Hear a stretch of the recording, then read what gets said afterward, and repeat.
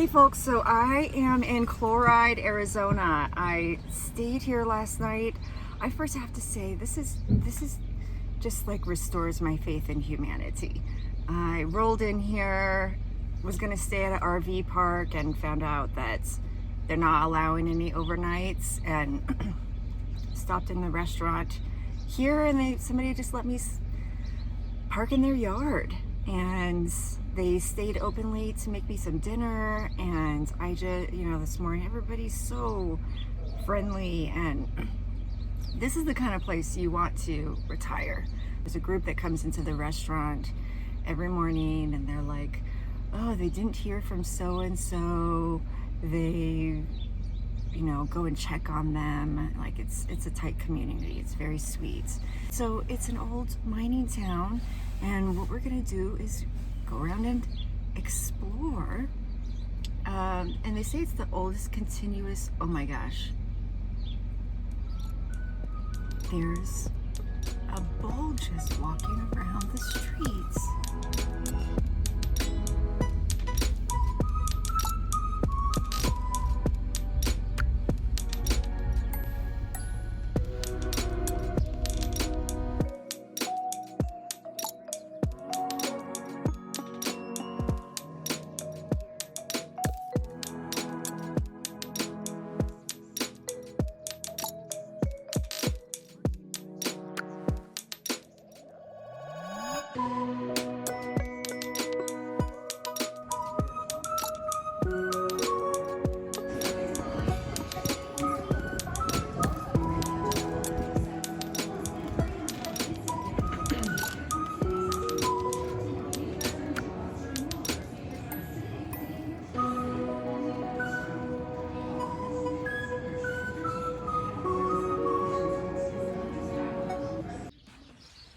So this mine shaft market I've been to before when I was here a couple of years ago, and I loved all the cute, this little small town, ghost town out here, and it looks to me like it's closed up.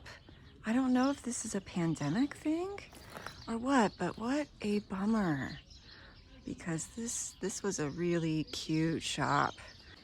They still have some of the outdoor decorations, but yeah, the whole little shopping center that had lots of local artisan jewelry and things. So, man, I guess goodbye Mineshaft Market. This looks like a super cute little shop, the Prospector. Fine food and spirits. Oh,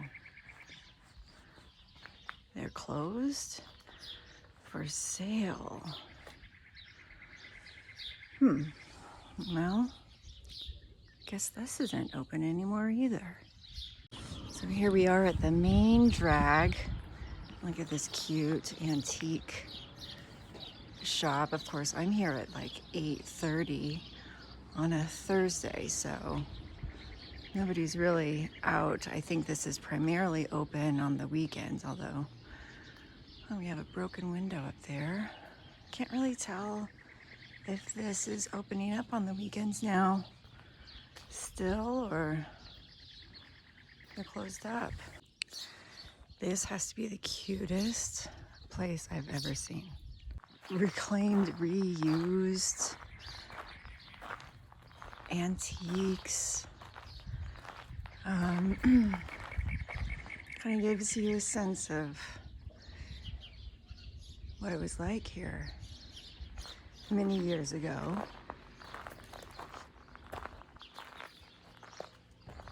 I don't think anybody's living in here, but it's hard to say. In Chloride, a lot of people, this is a living ghost town, so people still do live here.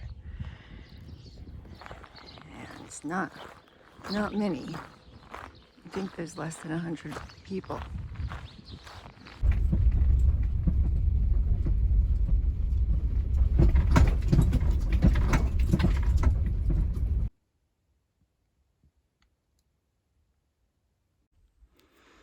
Hey folks, so I made it to this mural up in Chloride, Arizona, where I've been for the last day or so. And I was here about maybe 4 years ago and sort of stumbled upon this mural. And it's just so fascinating that when I was around this area, I needed to check it out again. So this is a mural that was created by a prospector in in the 1960s. He was out here looking for gold or maybe silver. And this is his expression of what he calls his I think it's visions or a journal of an inward search for self. I think it is. I'll show you that quote in a moment. But it's pretty trippy. And, you know, there are a lot of hallucinogenic plants out here in the desert. And it makes me kind of wonder if he got a hold of some of that. Or maybe he was just really deep in meditation or prayer. But these are some very, very powerful images that he created. So let me show you some of them. We get into this massive mural. The first thing, notice over on the left, is like the tree of life and the serpent. And then we have a fertility goddess. I don't know the origins of that, but it definitely looks like a fertility kind of goddess. And then above there is like the all-seeing eye. There's the 12 zodiac signs and the serpent like eating itself. Can't remember what that's called. And then we have the yin and yang, and some other images of different goddesses and temples. This massive serpent, which in Kundalini is like, the Kundalini is that serpent. Kundalini awakening is really coming into connection with our true self, our higher self, and, you know, one's personal truth. And from the artist, he calls this the journey, images from an inward search for self. And more images up there, and then you can maybe see his name, Purcell.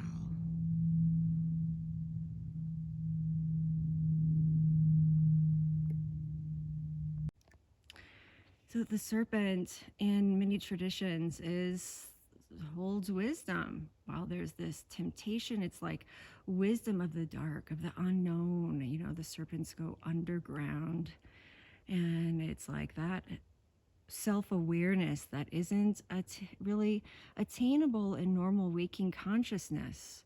And this is, you know, it sounds like his journey of connecting with that deeper self.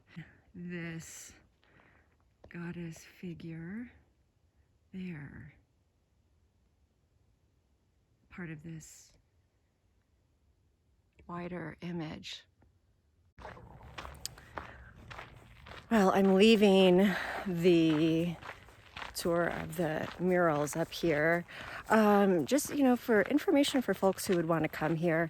There's a lot of information saying that you need a 4-wheel drive. I didn't find that to be the case. I didn't drive my rig all the way up here. I drove about a half mile in and then walked. It's a little bit of a trek, but, you know, really nice walk. It's mostly all uphill when you're coming in, and so I'm looking forward to the downward.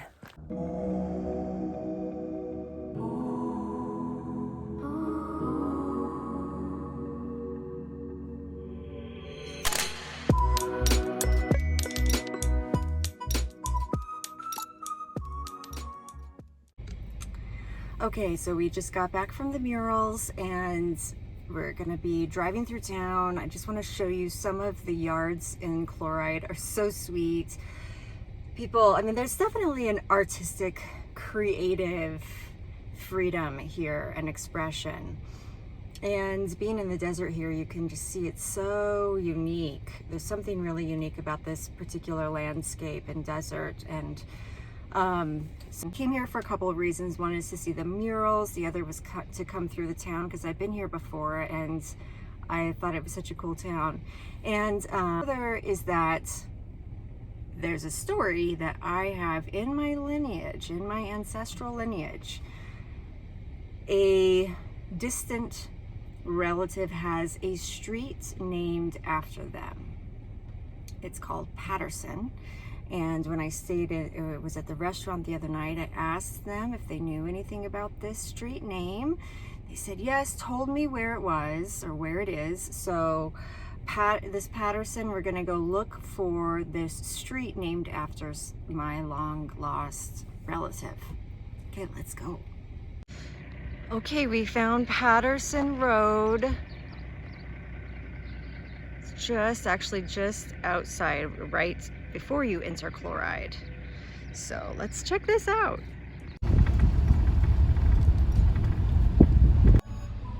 Well, the restaurant owner told me, take Patterson all the way out and you'll see some old buildings. And we do. It's also mixed with some folks who don't want strangers out here. So we're just gonna drive through kind of quickly. And looks like an old corral. Thing on Patterson Road is the Chloride Cemetery. And just like so authentic in the way that they've decorated, and it's all very you know, personal and sweet. One of the most unique cemeteries I think I've been to. I don't want to get in and disturb anybody, but just wanted to show you this is really a very special piece of history, and right here in Chloride. Okay folks, so I'm heading out of Chloride after an amazing 24 hours. I would have to say I highly recommend a visit. The thing about Chloride, having been a mining town that is considered, well, I think it's actually the oldest running mining town. I think there's still some mining that happens up in the hills there. And but it's a small town. I don't know, maybe a couple hundred people, maybe if that, live in the town. And it has a little bit more of a like sleepy but really heart. It has a big heart. Chloride has a big heart, and it's artistic and expressive, and there's a spiritual element too. It's very, when you get out in that desert, the desert is so unique. There's some evergreens in addition to a variety of different cacti, and the mural, a special place. And in terms of like ghost towns that are kind of touristy, Chloride again has heart, more of a original artist feel. Oatman is very accessible in the sense that it's a little bit more like touristy. There's t-shirts, you know, you can buy all kinds of knick-knacky kind of things that have nothing to do with Oatman, but you know, they sell you all the things. It has more shopping. It has just more, like, the space is easier to sort of navigate, and I think they've been able to maintain more of the old architecture. But where Oatman has the donkeys, Chloride has bulls. Bulls walking, I mean a wild bull just walking down the street. Big old horns, just like hanging out. I think that, I mean, that was just like the most fascinating thing I've seen. And they said that a bunch of babies are around. I haven't seen any baby cows. I would be so excited if I saw some baby cows. But man, seeing wild bulls walking around with their enormous horns just hanging out with the people was like one of the coolest things I've seen. So that was a great time. Now we're gonna head down to Lake Havasu, and there's more fun to be had in Lake Havasu. Come along.